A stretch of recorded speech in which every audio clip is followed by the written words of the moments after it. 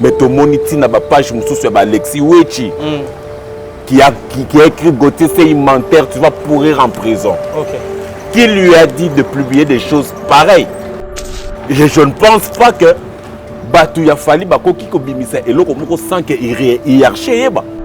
C'est le temps nécessaire sollicité pour préparer le dossier, mais il faut relever que la partie Ntsim Fali a usé de ce qu'elle appelle affectueusement Fossa Leka.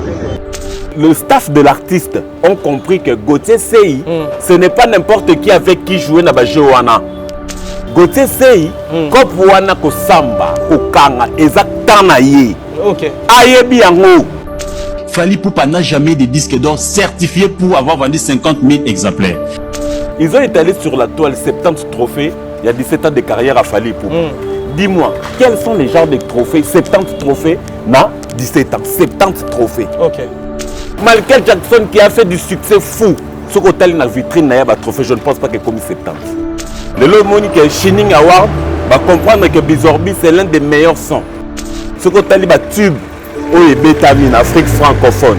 Au monde qui a tube, il y a succès au l'équipe Bizorbi est athée. Au moins, c'est comme bateau balobara, mouké, ce sont les détracteurs. Qui sont ces détracteurs-là? Au moins, la plupart des gens, 90% au moins, c'est Zakaba Warrior. Fini le stress! Nakatia États-Unis! Restons chez Lisa Loboko pour Nakolia Biloko Kitoko, repas Yaban Africa. Communauté congolaise, communauté africaine, et Zalaba Spanish, peuple américain, Yaka Odegiste Foufou, Yaba Congolais, chez Lisa Loboko, Awa Kaka na Champaign, Urbana, Illinois, USA, et Sikawapi, Okokuta Meni Lokola. Ntaba, Motu ya Ntaba Batula Dongo Dongo, Nkoba, Yako Mweta Pilipili, Mpakasa, Namosaka, Basambwisa Yangora Ngai. Tunanga nini ya? Musique douce, Okolia Okomela, Kasi, Kobosarate, karaoke, détente, peb activité ya ndenge na ndenge. Mama Lisa, mufinuku ya États-Unis, apesi bilengi na kati ya Champagne. Awa, yaka olia madesu, batula mabumu ya ngombe ya sexy. Awa nde epai bilengi elali, stress na États-Unis, abu o, pia. Kania! Oyoki, omoni, o comprendre. Simba Kanga pe bombake. Adresse na biso ezali se moko. 208 West Griggs Street, Urbana, Illinois, 61 801 Lisa Loboko, mufinuku ya États-Unis. Nzambe ya makusa. Tata mama bisika nous zali na mokili mobimba. Communauté congolaise de manière générale. Na yeli susu epa na bino pour ne pas sala bino cadeau offre ou ya monene ezali cité moderne Africa yango ezana sima na ngai awa. Ça veut dire que tozana maluku bande konyo so ba yango. Alors ma référence on a zo pesa bino ezali zone économique spéciale de Maluku. So komi wana opusani moke juste na droite na yo okomona entrée Vodacom. Na entrée Vodacom wana li okomona cité moderne Africa. So le ka Vodacom moke omoni cité moderne Africa.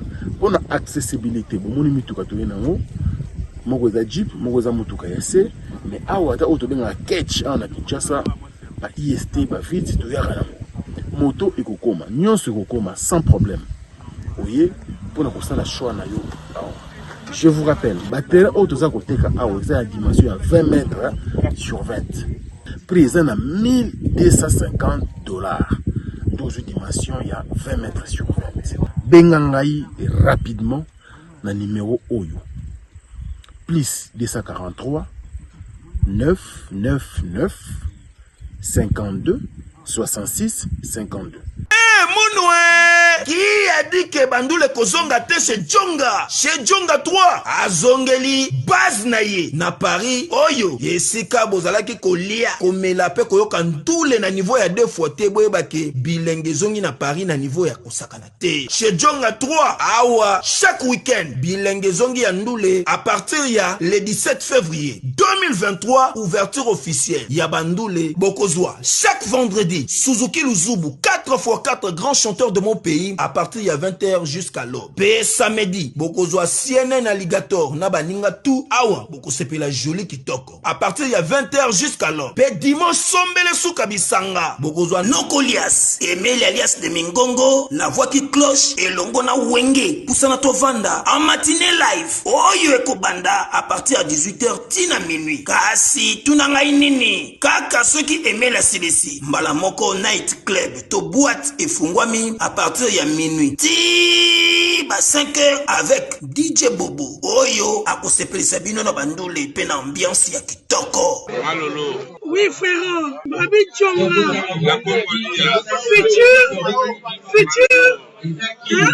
Nous te reçons la 50 boîtes. La Katakin, c'est Djonga. Chez Djonga Twanga Nantaba ezwami na adresse oyo Noisy le Sec na sima ya McDonald numéro 25 chemin de Grou 93 130 Ozamo Bimba. Chez Djonga Twanga Nantaba yango nde ezali moboko ya ambiance na kati ya Paris pe na France mobimba.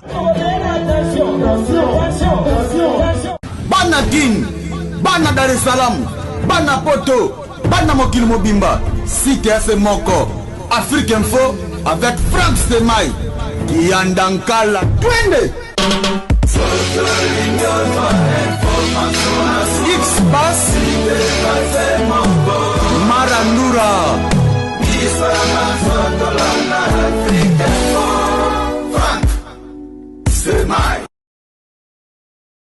Bonjour, bonsoir, soyez les bienvenus partout au monde. Vous avez ébélé sur Afrique Info Télévision pour nous s'abonner, pour commenter. Merci de la confiance, pourquoi pas considération. Tant toujours, vous savez, pour nous s'abonner, c'est votre frère Dieu merci Mbadinga. L'émission n'a pas 100% star où ils ont la carte pour nous toujours information en temps réel. N'a pas vous avez difficulté aux informations en temps réel. Équipe pour Bimbezala, merci à Montréal. Lui c'est Gino Massam pour les réalisateurs pas comme les autres. Et nous pensons aussi à notre réalisateur. Lui c'est Merveille Mampouya, les soldats dans la régie finale Luana. Et nous parlons de l'Afrique Info. Merci à notre visionnaire Frank Stemai. Comme je viens de le dire, Atolté nous oblige d'être là s'il y a quelque chose à dire. C'est la toute première fois que nous avons eu cette opportunité d'être avec l'un des communicateurs du groupe Ferregola. L'émission est 100% star. Nayende, Toroloba Ming, question d'actualité, le groupe Ferregola. Et le projet qui est le deuxième volume de Dynastie, et nous remercions notre sponsor. Lui, il était né, il resterait toujours. Fabrice Kitanvo, Parking Abadjogo de Pafru du Sud. Merci d'être avec nous. Merci à Kano Luba qui est statue de la liberté de Pétas Zidane, président à Buffalo. Et pourquoi pas Espoir de la République. Lui, c'est Maître Tani Diaka. Je viens de le dire et je confirme. Espoir de la République, Maître Tani Diaka, Maître avocat. Merci d'être avec nous. Je viens de le dire, il est là, c'est la toute première fois, vous connaissez déjà, Dieu merci Mbadinga. Ce qui est invité à Zambala Lubosa, les 100% star, à présenter vraiment Combo na été.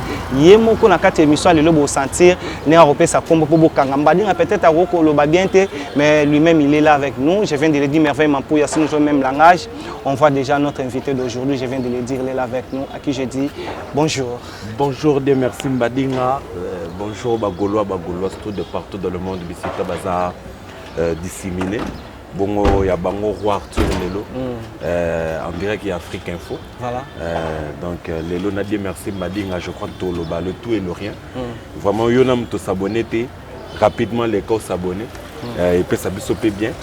Je crois que Lelo, il y aura à boire et à manger. Et les gens seront régalés. Donc,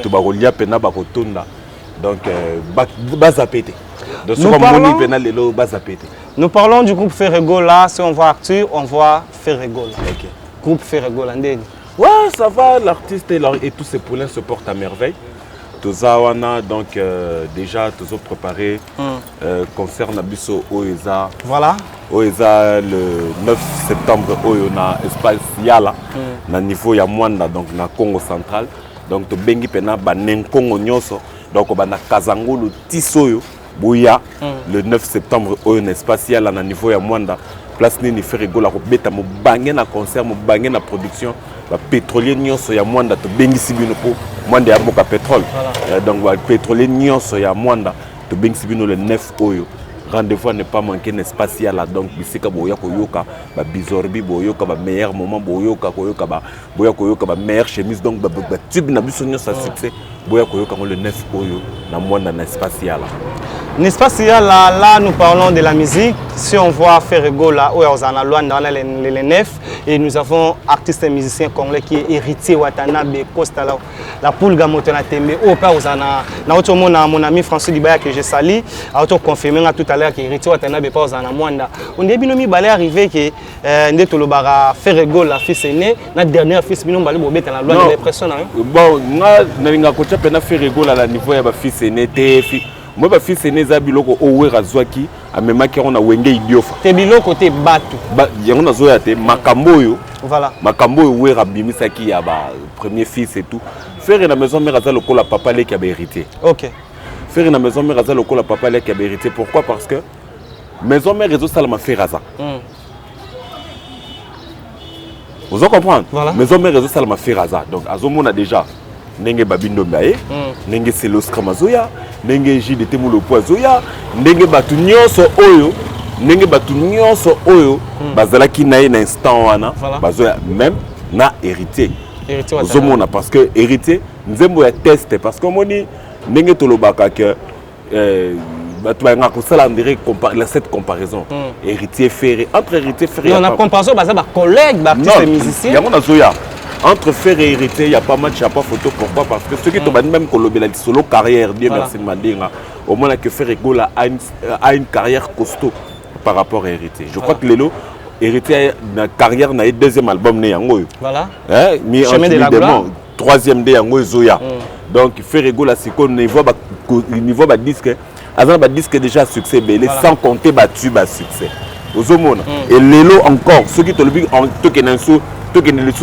un peu plus loin, on parle succès, on parle visibilité. En termes de visibilité, pardon, au moment que Ferregola n'a hérité, il n'y a pas match, il n'y a pas photo. On veut enfoncer sous le clou, encore plus loin.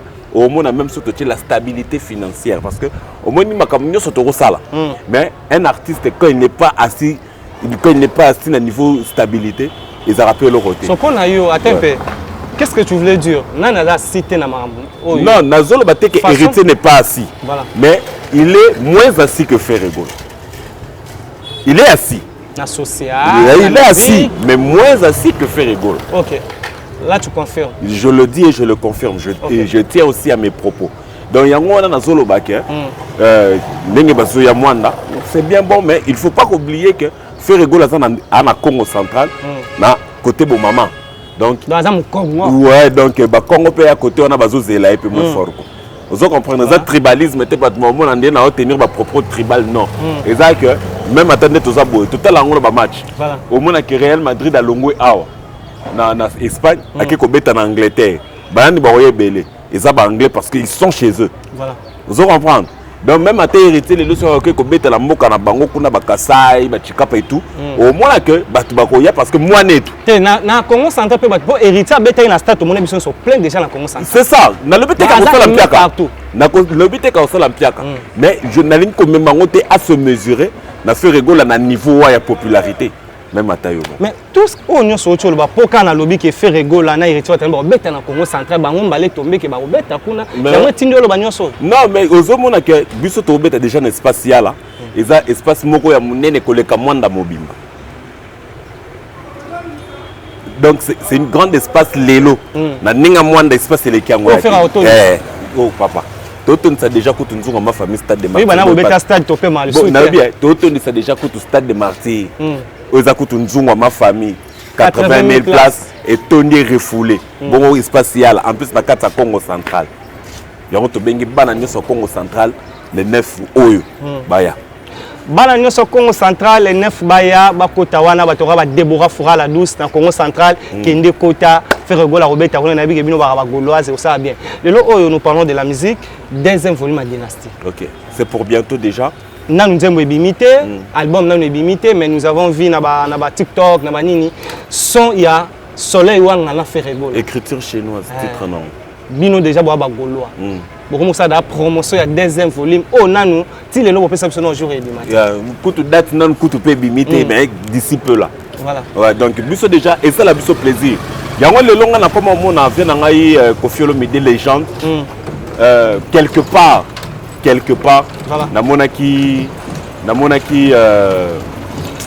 afula il fallait pas afula moto lelo ce qui koyeba il fallait pas kofula moto lelo il fallait avoir un grand envers nyonso la kisa bango poto bato tout ce qui il a fallu afula moto à la reconnaissance envers ye ils ont musicien lokola ba soleil wanga maintenant attends un peu quand tu te permets de dire à la télé il fallait pas afula bato ba comme benga ye Koffi Olomide waza ambassadeur ya critique mboka na biso afula bato belé afula même il fait rigola non fait rigola yoka fait rigola s'il te plaît qu'on traiter bamisusu bengrate avec Koffi Olomide c'est que nous avons vu aussi vite chez Ferregola abima pe ingrat et pas Koffi Olomide faux ou faux non faux yoka s'il te plaît pourquoi dans le faux voilà oyebi Ferregola aïe na quartier latin transfert en plus Dieu merci m'a dit à part faire là je te permets pas ya le bablo monsieur les cabo aux 100% à part Ferregola zam talibo sauter non nazoya transfert na quartier nazoya oyebi il y a eu des musiciens où bazu ba contrat na quartier latin Ferregola n'est pas le seul qui a reçu contrat na quartier latin mais il faut savoir une chose na quartier latin en entièreté nango Koffi Olomide na nyoso elandi il y a 2 musiciens kaka oyo Koffi a là ba sortie officielle 2 non ils ont savané depuis Chona Ferregola et bon on a ba transfert combien de personnes na ba transfert baza mo ebele net ba tek 3 4 fallait ayara na transfert te s'il te plaît là je vais te contredire peut s'en attendre Dieu merci voilà mais tout les a eu bien yanga tu m'as demandé une très bonne question ils ont mérité une très bonne réponse nazo zela voilà bato bazo ba olanda biso ba zela qu'est-ce qui va sortir de ma tête yokanga bien Koffi Fally Ipupa en venant la musique à quartier la musique à quartier aimba la moko quartier latin na éviter contrat contrat ba ko s'initier contrat mais aye na transfert te zomona voilà aye na contrat contrat azui contrat mais transfert qui va pesula poya fallait au fêler non pour ça attends nous avons des preuves s'il te plaît nous avons des preuves yo kanga na zobetelo li solo tant que moi na mabele bandal je veux te dire ce qui est vous allez toujours contrer Salamaka yo kanga bien viens na biso moze mozingo père son âme mukolo tala latan mukolo tala latan l'air ba eko zo Fally na orchestre l'air ba eko zo Fally na quartier Fally n'était rien Koffi il faut zo temps na ya le bakiye transfert vous comprendre transfert et salami car on a 2 musiciens ça va depuis Chouti El Paris succès quartier latin carton 98 biso so to mona na Olympia carton voilà tout le monde fait Ferregola awa kokota ne quartier latin Satur Mobimbe Kufa lelo succès a Fally Ipupa quelque part il faut dédier un peu na Ferregola voilà pourquoi parce que leur aïe c'est en ce moment là que et peut ça qui no ko nganje que ça disque parce que ceux qui fait Ferregola ya ka quartier latin peut-être en ce jour toujours sur la bouée tam sous Fally Ipupa linga za pe ka musicien effectif bah ouais la pe micro na Cindy Leker malheureusement ça la moitié c'est ça l'homme propose Dieu dispose ça mazana makambo ninga komelango Ferregola il a fallu aya quartier latin pour lelo fallait avoir audacité wana lo bake non ngape na mobali na kende komeka mais loko wana pe baza kende pourquoi ba lo baki na mise en disponibilité parce que il azaiki kotala et ko simba toté donc il avait peur mais quelque part aussi il avait peur parce que en ce moment là ezalaki très difficile au monde que Moutaouti na grand mouvement que ça disque simbi voilà et puis un grand merci aussi à Koffi Olomide qui a cédé tout son orchestre pour bailler aussi le premier disque non aye baraté qui est au même orchestre wana tout justement nous devons dire aussi merci à Koffi Olomide qui a cédé son orchestre voilà na détriment ya Fally Ipupa c'est ça ben à ça qui ango pour Fally Arsenal de belles mélodies non droit chemin il faut Koffi Olomide aussi n'a pas une partie il y a succès à Fally il fait partie et c'est ça ce qui te le dit le siko ndenge uta koloba que Ferregola a été ingrat envers Koffi Olomide Ferregola donc j'ai posé C'est une question. Il y a autre traité faire le rôle à mon santo. Non, et ça quand Nzambe. Biso nyoso to ba biso to za ba biso tout to ba erreur ko kai kozala. To za ba humain place ba sangani ba mabeza nga pate. Mais faire rigola aïe quartier la tête déjà fait. Ayemba ba disque danger ba kibusa pimpa succès. Ayemba les marquis succès. Ayaki déjà tout le ba ayaki déjà star na 4 orchestres. Et c'était différent. Il y a des musiciens belés au monde nuana. Fallait pour pas côté quartier la thèse qui starté. Comment monter aux la starté à un orchestre, ba PC mbongwaya et à un transfert monter à un starté. Non, il y a une différence. Faire rigola ayaki na transfert na contrat. OK. Fallait pour pas suivre contrat. À ça la déjà na 4 orchestres bon confier lui m'a modifié ba faire à le biban. Ba na pesa bino ba contrat. OK. Il y a une grande différence. Quand tu as les marquis, si tu as intégré quartier la terre, la course on a payé à son âme, vient à Busso Wasenga Kimpuni. Vous comprenez? Donc, car tu as tout. Car tu as tout, donc on voit les marquis, il y a eu un transfert, il y a eu un contrat. Merci beaucoup, merci. On doit revenir. Nous parlons de l'artiste Ferrego là. Nous avons beaucoup de choses. Yarouye, Bapena, Olele, c'est passé dans le groupe Ferrego là. Meilleur son Bizorbi. Ouais. Et Lelo Ferrego là, Azarana ba trophée, Ferrego là, tout le barana succès. Ferrego là, Betty ba concert rebelle, c'est l'ambisso.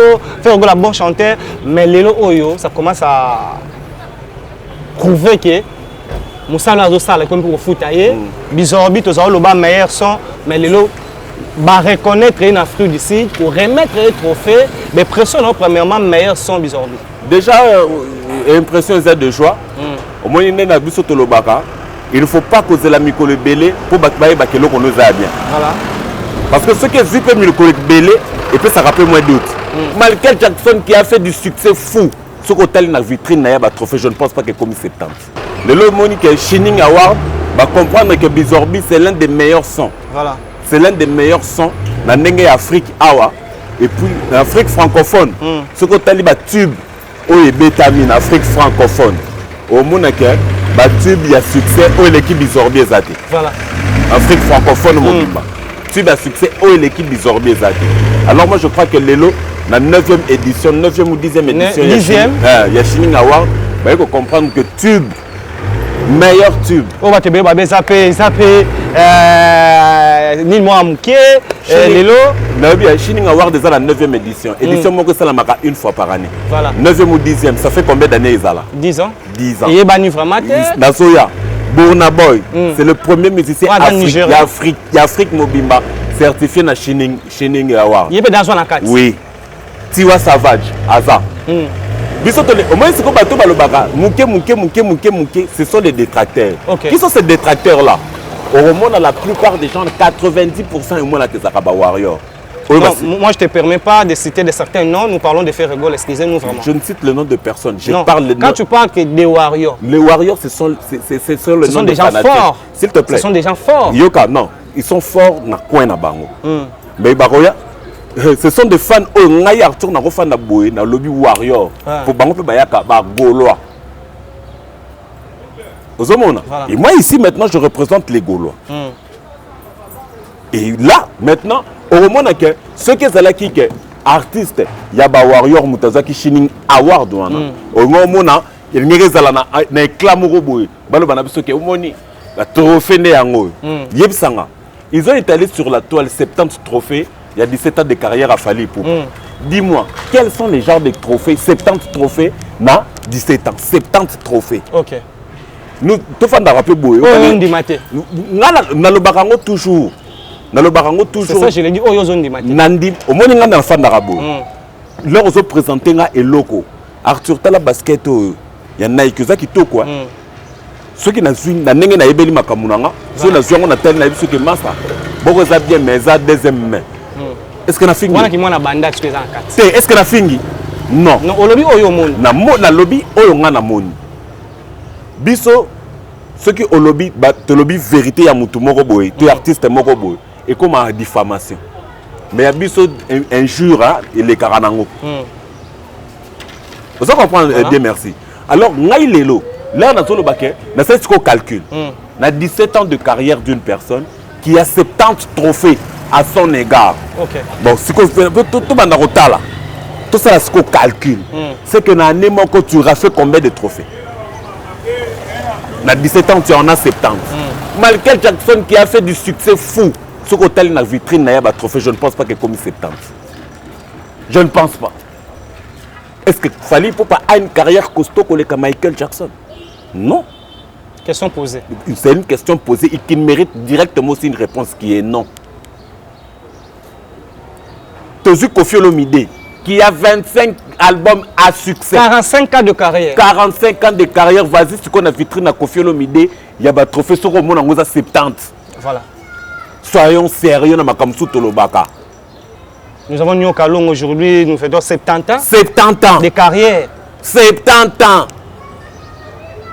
Est-ce que son égard a 70 trophées? Pourquoi? Même à Lindala la Award. Comme Ekotaki dans la vitrine, ça fait partie des trophées. Pour nous avoir un trophée, c'est que faut dire à ma casse dans la musique, fait ça ça bien, oh bah on va trophée, attention, attention, frère Nangaï, bien merci. Oui, les trophées. Quand on parle de trophées, on voit les vrais trophées sont toujours accompagnés de cérémonies officielles. Ok. Un vrai trophée. Yo quand tu mutu la Burna Boy pendant ce trophée et kozange la yé pendant cérémonie officielle. Attaque aux alaté à routine membre moko équipe à Zelaye, mais comment on a que ekozala officiel. Nous avons tous suivi il y a 2-3 jours passés Paf Dedi. Nengeni na zone loba makambu ya Burna Boy, c'est ça. C'est ça. Faut que makambu des fois makambu ya kaya ngomoko lentement sûrement. Et ça la rappelle bien. Voilà. Mais l'heure déjà bozoya, bozo tient la biso 70 trophées na 17 ans. Oh yo c'est plein non teti siko. Pourquoi non eza nini? Pourquoi kolinga kotindika makanisi ya ba congolais musika? Et yango je crois que lelo yango ememi Gauthier Faye na justice et Gauthier Sey pardon. Tu es avocat na e auto démentir yango qui ba non à démentir te à lobby boy. Jusque là. OK. Ils n'ont pas eu plainte ni dans résidence officielle il y a Gauthier Sey ni dans résidence ya Musala. Mais n'est pas mon qui a na ba réseaux sociaux ba comme ce qu'on comprendre en au sérieux. On dit des rumeurs. S'il te plaît, mais qui ont fait que ces rumeurs soient propagées dans minoko batu de bouche à l'oreille dans les réseaux sociaux? Mais ton moniti na ba page mususu ba Alexis Wechi qui a écrit Gauthier Sey menteur, tu vas pourrir en prison. OK. Qui lui a dit de publier des choses pareilles? Et je ne pense pas que Batu ya Fally bakoki ko bimisa eloko moko sans que hiérarchie ba. Ozomona. Voilà. Ngana ye awat. Otuni nga makambo le 9. Na biso que le 9 tozana mwana spatial et tout. Ozo comprendre. Na yebi que ndenge tozaboye le 9 toza place tel. Na zu ya mon orchestre na yesi na yeko réellement. Je dois un peu revenir. Tu vois il y a beaucoup de gens qui nous suivent partout au monde. Ouais. 100% c'est émission bato alangela ma merci à Montréal merveille Mampuya. Lelo oyo Mundela facilita biso artiste et musicien Fally Ipupa qui est artiste international. OK. Maître Guy Mafuta c'est un maître de loi. OK. Hein? Un maître de loi.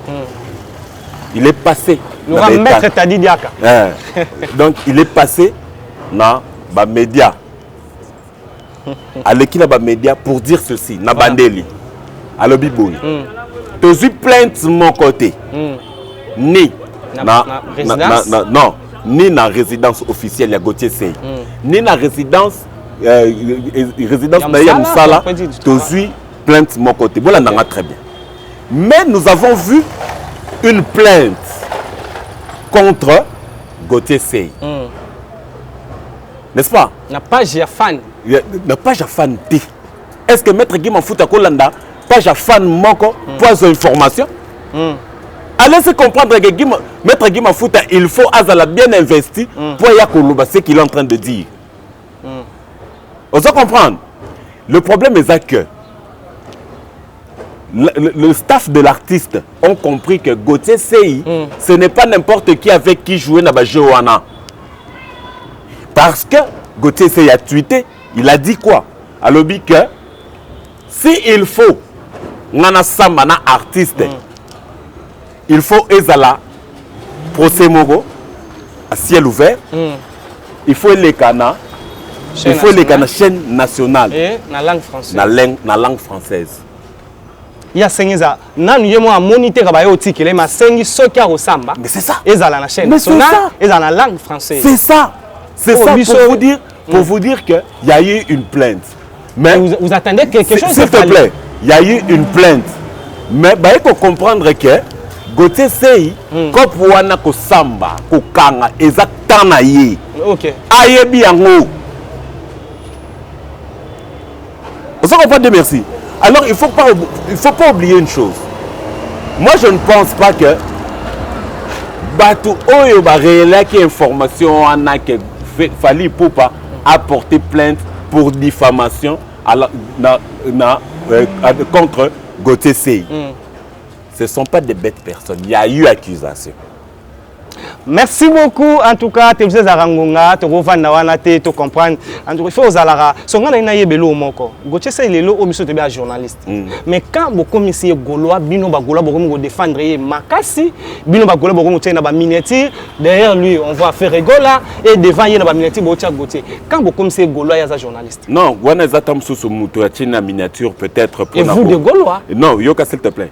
Netinga yi Goloa menaza amoureux. Gauthier Sey n'a fait que veiller l'opinion. Ok.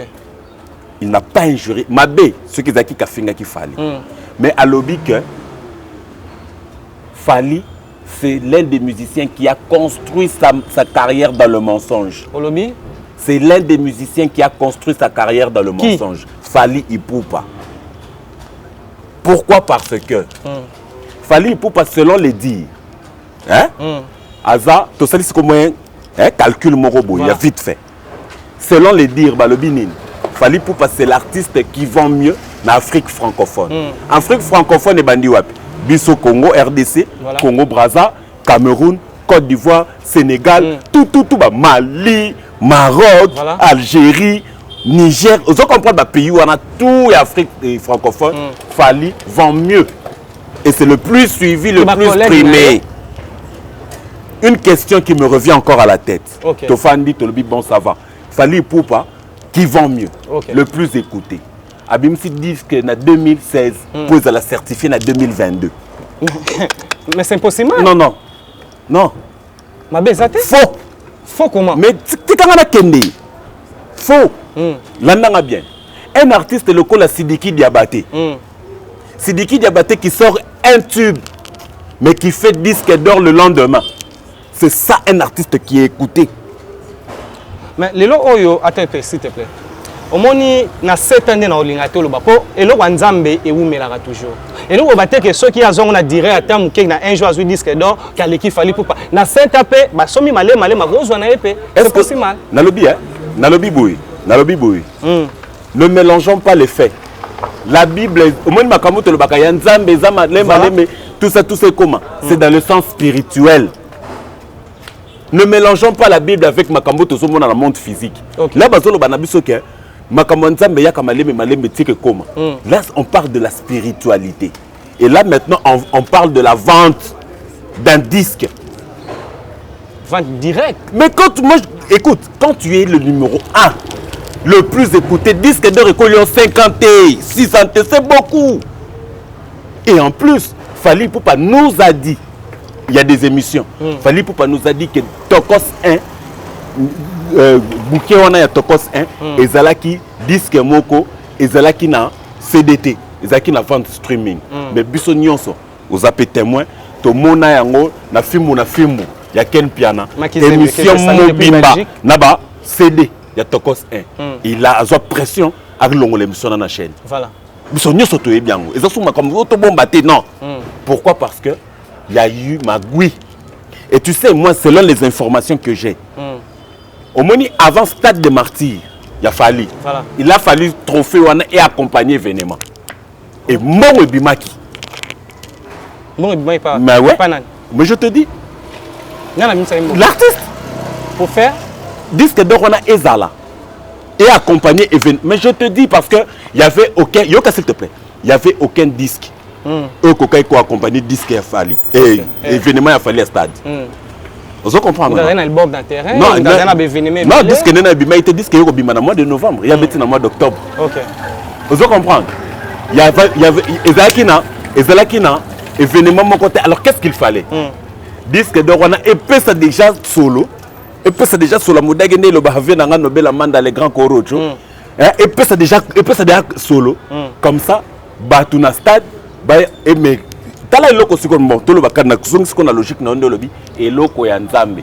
Quand Fali a présenté son disque d'or aux yeux du monde na stade des Martyrs, soyons francs. Bolukango wa on a dit que na Afrique Info, beaucoup d'image image wana te. Voilà, mais vraiment pour ya l'accent déjà. Au moment qu'il y avait pas de gens dans stade. Gradin Polélé. On va remettre rien. Leur a présenté. Voilà. Leur a présenté. On a fait déjà investigation. On a loba yango kala. Que ngai disque d'or ya tokos en nazalakanango par nazalakanango de perte. Nazalakanango donc et que nananga moins bien. Pourquoi? Parce que mais côté là 7 ans après le même disque certifié platine. On va où là? Merci beaucoup. Nous parlons de l'artiste Fally Ipupa. 10 ans, il y a fondation naie, Obisun Stomoni, Congolais, Sepeli. En tout cas, c'est souvent à 10 ans. Moi, j'étais là, précisément à l'hôpital et à Sebeko, dans la commune de Bandalungwa. Comment Fally Ipupa a bimisa battu plus de 100 000 $, ou a bimisa pour l'hôpital. Et les lots, na bandal, côté musique, fanatique, Sepeli, comme on a artiste, on a carrière, banda. 3 alphabets et 2 alphabets dans le stade municipal à Bandalungwa. Mais personne n'a pas concert. On a une idée à Fally Ipupa. Bon, concert, il y a dernier concert il y a Fally Ipupa. Concert il y a Fally Ipupa dans le stade municipal à Bandalungwa. Ils ont non actualité, ils ont non événement. Pourquoi non événement? Dans le stade municipal, il y a les lots. Selon le succès, il y a Fally a un succès. Il a ça. Qu'est-ce qu'on attend? Voilà. Non, non, je n'ai rien à rectifier. Selon les gens. Ça n'engage que toi. Mais c'est ça. Selon les gens, il fallait un succès. En plus, les lots, c'est un terrain municipal réduit. Et comme on a mur, et comme on a porte, c'est un terrain municipal réduit. Bien. Et comme on a clôture, et comme on a gradin, et ça équipé dans kiosque pour Kermesse, c'est là qui n'a kati. Oui, Kermesse, c'est là kati. Vous comprenez? Kermesse, c'est un kati. Bachepe podium, oyebi qu'il y a un succès selon Nenge Tolobaka. Numéro 1, numéro Nini, Boye. Stade municipal à Bandal et Kokaki, il fallait refouler. Mais nous avons vu des gens. Toi, ça a un stade. Il a dit merci, Tika Fally Vanaï. Et Simbate. Vous comprenez? Et Simbate. On attendait Nini. Moni, gaz. Voilà. Parce que Moni, tu as le problème au Congo, tu compares à succès et talent. Or, succès, c'est éphémère et koufaka. Mais quand le talent est réel, le succès est éternel. Voilà.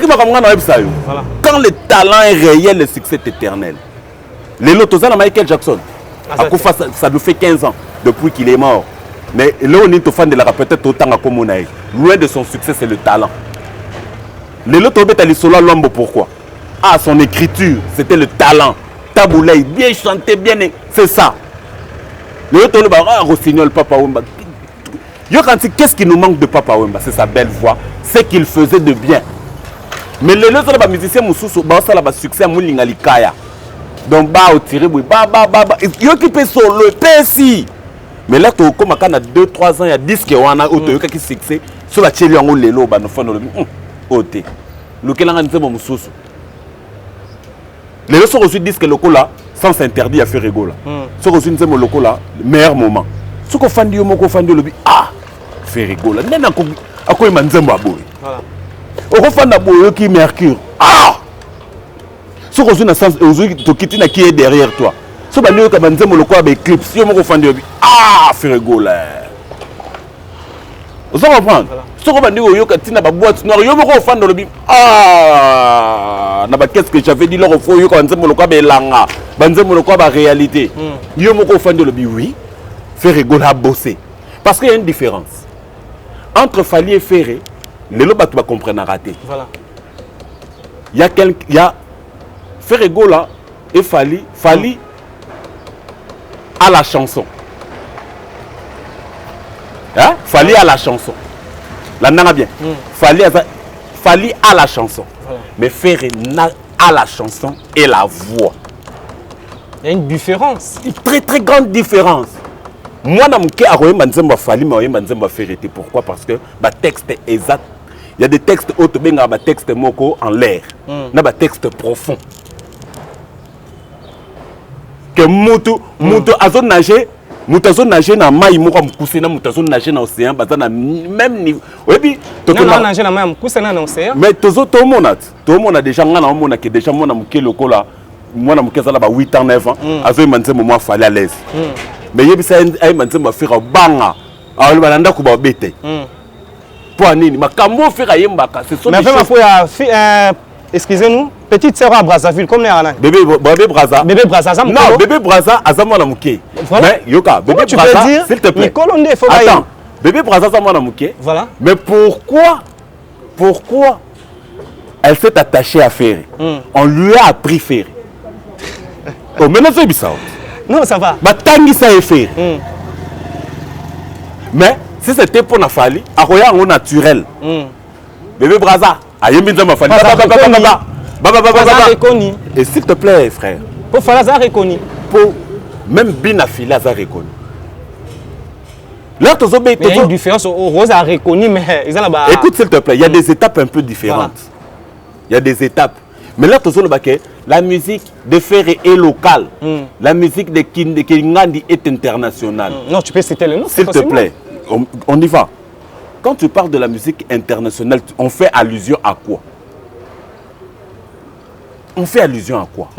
déjà musique inayo ce que Katisi et longo na 243 et comme il a 242 va accepter yango na 242 yango ba bengi international. Vous comprenez, merci. Musique inayo kaka ce qui va accepter yango dans d'autres cieux, c'est ça qu'on appelle la musique internationale. Et que c'est un artiste on a Aza reconnu international. Merci beaucoup, on ne peut pas dire tout, tu le sais Zarangonga. S'il te plaît, Soukawana. Voilà. Il y a un ba ivoirien, ba Ferregola, la plaque tournante de la musique africaine. Et ça bisoté ba congolais to benge bongo. Les Ivoiriens. Pourquoi ils ont senti en lui parce qu'en Ferregola, il y a une différence. Na kati Ferregola, tu peux trouver tout. Avant, il y a deux sujets au train, mais nous parlons de dynastie, les 20 ans. Merci à Dino Massampu, les 20 ans de dynastie Zobima. Ouais, donc jusque-là, ils ont bimé les 20. Oh, mais jusque-là, ils ont bimé les 20. Dino Massampu, réel, merci beaucoup à Koti Pena Monique, les 20 déjà Zobima. Donc, Tokope au bout ya Dino Massampu. Voilà. Donc, à quelle information donc, à quelle information a vu. Donc, moi aussi, bon, par rapport à Nenge Dino Massampu à lobby, voilà. On a pas quotidien information. Mais jusque-là, disciple-là, on est à 2 pas. Voilà, merci beaucoup. Nous parlons du groupe Ferregola, le 25 novembre, Ferregola en Côte d'Ivoire. Le 25 wana et le la musique congolaise. Nous avons un artiste et musicien congolais qui est Fally Ipupa Oyolelo à honorer sous musique congolaise, les banda ya mboka, car na date wana le 25 et Ferregola sort en Côte d'Ivoire. Date wana le 25. Pourquoi pas beaucoup kango pour na confrère na bino ndeko na bino congolais Oyolelo a honorer musique congolaise les banda et bino boye peka le 25 wana et boké na Côte d'Ivoire. Moi calendrier n'engé basala calendrier. Ce qui les dates sont appropriées pour des gens. Mais je ne pense pas. Okay. Je ne pense pas. Le 25 est la date comme toutes les dates. Ferregola sali date le 24 juin. Voilà. Il y a tout le monde. L'adversaire à Moussé Kindingo, comment il s'appelle? Adversaire Moussé Kindingo, c'est qui? Garçon à Yolo, musicien à Yolo, Basson Niaou Kingo. Comment ils appellent? Lacoste. Ah non, là je te permets pas. Tu peux retirer s'il te plaît. Là je te permets même pas de dire ça. Non, s'il te plaît. Tu peux retirer? Non. Non, je ne peux même pas, s'il te plaît. Est-ce que avec tout le respect que je te dois, écoute, s'il te plaît, Dieu merci. Je te permets. Yoka, s'il te plaît. C'est émission. Les propos tenus n'engagent l'invité. Mais tu peux pas dire ça à la télé. C'est un parent. Est-ce que comme na lobby aloba yango kutu na émission nene ya Joe Star Bangato. À l'époque azana na Congo Web. Alobi yeba soena nyau na kingo. Ce n'est pas moi, c'est lui. Tu rappelles? Je lui rappelle que musicien Oyo, parce que le nom m'avait échappé. Il y a Lacoste. Musicien Oyo soena nyau na kingo. Là, ce qu'on a se rappelé, c'est que c'est Lacoste. Lacoste a tchaki le 24 juin à Betaki. Na niveau ya Braza, Soulier et Kaouka, il avait financé aussi Roga Roga à Beta. Mais comment tu peux dire des choses comme ça à la télé? Tu as des preuves? Yemoko Roga Roga, producteur ya ko événement na yé. Tika. Eh bien, Dieu merci. Voilà. On met le fort dans la musique. Voilà. Parce qu'on a tout traîné dans trop, dans la musique, tout le fort dans la tout trop. On est bien dans le monde de la musique. Yomoko yebi, babwa karaba poso étabé presque partout. Ce qu'on a nos pékas esprit aussi, tamboliango c'est au quoi. Donc tu as vu n'engé kenda. Roga n'avait même à temps à Braza. Moi j'ai suivi une émission de Roga qui dit que le 24 juin à co-presté à Tiki Ferregola. À prester. Mais à vue pression. Non? À qui? Au Pekisi n'attend pas combat bateau. Il y a un lobby na yoke. Il y a eu pression. Et débourser qui caché. Pour Roga à Tchalibaya que Brazzavillois. Et ça tombe bien aussi. Maman Odette Chibambe, mère de grand cœur, a Fongoli Motema lobby, à Tchaba Kano. Pour Brazzavillois. Ndeko Congo Brazzaville Baya ko assister à concert à faire le 24 juin au stade des Martyrs. Aux Alaki sur les lieux. Voilà. Tu sais ce qui a été dit na beach. Bakatisa. Là nous avons des images. Donc et là comme les cas qui ont un tricage. Mais frère Alexei Bango qui a un grand esprit. Il y a un concert à stade de martyrs et les canings. Parce que bazaki na nzala na biso ba yaki martyrité. Bazela biso na FESPAM. Roga chaki tembe. Abetina 12 à 13 personnes. On doit passer. On doit passer, merci beaucoup. Artiste né le 25 novembre na Côte d'Ivoire, Rwanda, a presté à part Rwanda, on a tourné les États-Unis précisément en Amérique, les États-Unis dans 16 États au Ferregola aux Rwanda. 16 États. Et bah confirmé c'est pas Blaise Créateur et pas Vasco Mabiala que j'ai ça. Et non Vasco Mabiala, DG Polo. DG Blaise Polo, DG l'équipe a DG tout. DG Blaise Polo, il y a Pichu Botoko, Trésor Congolo, DMC. Nani Soso, Maître Amina Mokonzi. Il y a eu Yangoana, ça est tellement belé, il y a qu'il aime avocat à la midi chef. Donc, Bino tout, bureau na biso mobimba wana qui fait. Ferregola a presté déjà les 15 Bozada en États-Unis d'Amérique. C'est là la confirmation de Zanango. Mais nous parlons maintenant affaire Montozanango. Azaki, la maison de production à Ferregola qui est Rebo. Ah, Rebo Chulu. Rebo Chulu. J'espère que tu as l'internet. Ouais. Au monde a internet à propos ya Rebo. Nazo sentir bazizani moko eza na couple na bango yena innocent. Il y a des choses qui ne marchent pas et tout. Mais j'ai suivi aussi Rebo qui a au moins répondu, qui a dit que bon, depuis la carrière, Abimana ni musicien, ni muta théâtre. Bon, innocent Zanan. A combien de musiciens? Ok, il faut bien préciser. A combien de, mais Kobima. Abimana musicien. Et bon, Koyoka, Vasco Mabiala. Vasco Mabiala déjà. Vasco Mabiala a Zalaki. Mais pour rafraîchir tout sous mémoire, à l'époque où Rebo a signé dans FG Production, Vasco Mabiala n'était plus dans l'orchestre. C'était DG Polo qui a reçu Rebo. Na Tracy Eleza, parce que Tracy Eleza à cet instant-là occupé la branche FG Production. Alors, Bissonde Tomoni Rebo, les raillés. La Vasco était déjà parti. Et Badir Naye, ça vous fait comment? Bon, moi, Badir Naye est sonné à l'oreille. Pourquoi? Parce que on a aussi innocent. Au moins, innocent na Rebo déjà, Babandi Kosa la lien de sang de Tobenga. babandi déjà robota. Et lelo aujourd'hui, lelo Kofi Olomide a yembela biso nzembo moko mo nango mbabula. Mbabula. Alobi le passé na yona oyanga to boaka chéri na mota mbabula. Et moi je crois qu'aujourd'hui c'est le cas aussi pour Innocent. Ameka Kolobake, Reb aussi avait un passé. Reb aussi avait un passé. Ok. Alors, Lelo, une question doit revenir maintenant à Inosbi. Aux musiciens, aux leaders. Mais est-ce qu'aux oies, Rebo vierge? Non. C'est profond. Hein? Non. Azo Rebo vierge.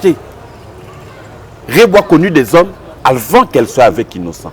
Mais pour aller à Kaza Maman, c'est Innocent. Ok. Alors moi je crois qu'aujourd'hui, qu'elles ne se prennent pas la tête à dire, à faire à ça, la Soginini. Azala focaliser, focus na Makamo Bazo Salana Inosbi. Tout ce que Vasco est en train de dire, c'est pour amuser la galerie, pour faire plaire à un certain clan. Parce que ceux qui ne sont pas Baboui, Vasco n'est pas Baboui. Et ça, bateau baza en foi na innocent de Bazo c'était. Mais bateau baza na innocent bien Bazo c'est comme si Bozo il y a un manquement de respect. Vasco m'a bien na Kinshasa, pourquoi Bimsara va propos un nengwana? Mais c'est le même Vasco, leur fait rigoler comme les États-Unis, qui a appelé Ferry. Ah ben non, c'est un Ferry, bah pardon. Ferry, c'est un problème non.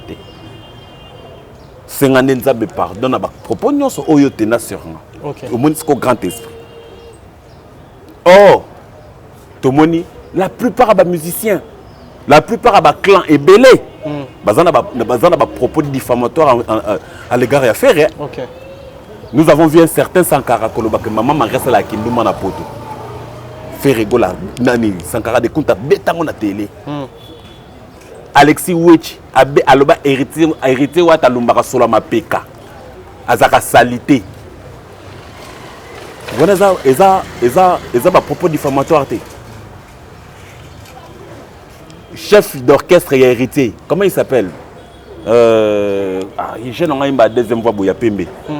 Alors que faire égol à Boma Guy Poiton sa martyr. Voilà les propos diffamatoires. Et ce qui n'a vu que Dieu merci Madinga Ketchola Teza Soloté na fingio. Pour rappeler na prouver na siko que basket na solo. Vous les injurté. Ils ont diffamation té. Les lorsque qui biso toyebi que faire égol à Melara Diamba parce que net fan de Bodio non mon place faire Melara Diamba. Ninga. Mais tu ne te faire égol à Melara Diamba, nous l'avons su par qui? Par Ken Piana. Voilà les propos diffamatoires. Mais il y a une télévision à la prochaine fois, il y aura à boire et à manger. Les gens seront régalés. Merci beaucoup, mais vraiment pour la télévision Zarangonga, télévision en tout cas, et là on m'a vraiment tout ça m'a belé à Rosoa parce que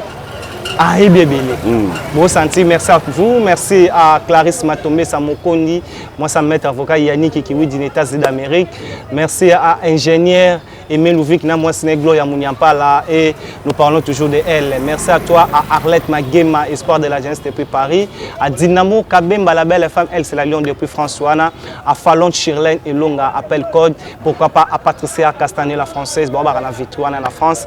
Merci à toi, merci à Déborah Foura la douce, pourquoi pas Hélène Munganga, je vous salue d'être avec Dieu, merci Madinga. Nous sommes au télévision Zarangonga qui est battu Bélé Batalio, message, ou peut-être dernier message aujourd'hui. Une émission Lélo. Déjà le dernier message pour aujourd'hui. Voilà. Bissono Sotoebi que Ferrego a déjà le 6 déjà. Voilà. Azan a trophée naé déjà. Il y a meilleur tube, le Shining Award. L'Afrique du Sud, Bizorbi. Et puis le 9 septembre Oyo.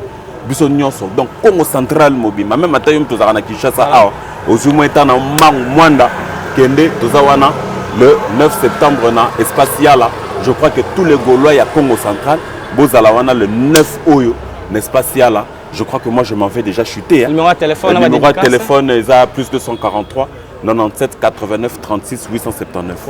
Plus 243 97 36 et 97 89 36 879. Donc un grand merci na invitation na Dieu merci. Merci beaucoup. Un grand merci aussi na ba Mastatou na moni derrière la caméra. Merveille Mampouya Zawala Gino Massampu. Merveille Massampu donc merci. Gino Massampu. Gino Massampu. Voilà. Donc merci na bango et puis merci na le président de la charité sans microbe. Voilà, on a le président Arnaud Matadi, pourquoi pas Naya Popolo Mola na conventi. Et sans oublier Julie et Loka Mère Petit, moi c'est Pembe les Banga Kayu toujours. Et l'Engipo na BTG de 6, Master Nanga Monte Carlo Kalonda, Papa Tonda Lono, Patrick Awasi plateforme, Mike Longange Malako Yankolo, Ricky Lombo, Baron. Il y a eu mes deux sœurs chéries que j'aime beaucoup, Sandrine et Fernando Pololo. Il y a Bino Touba Gaulois, tout de partout dans le monde, Bissika Bozali. Roi Nabino Azali, je crois que tous ceux qui n'habitent pas. Mais sans oublier, Mastananga Nabosanaki, Mastananga Fafa Gola.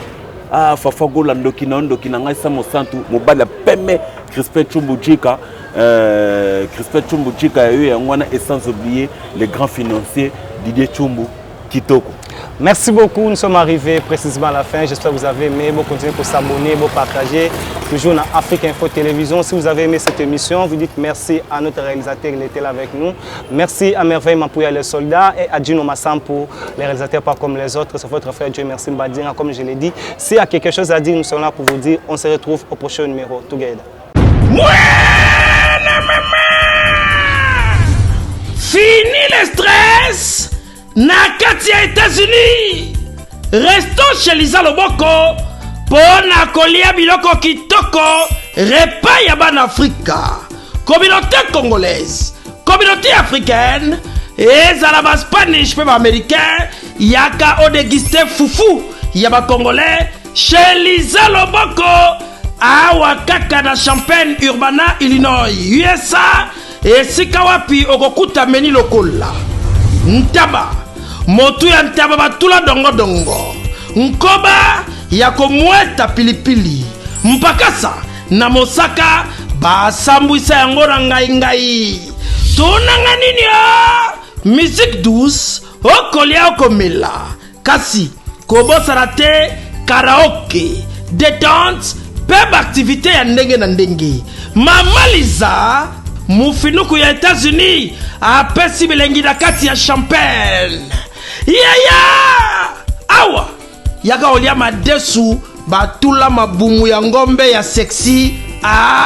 Awa nde epai bilengi elali stress na États-Unis abu pia yakania oyoki omoni o comprendre simba kanga pe bombake.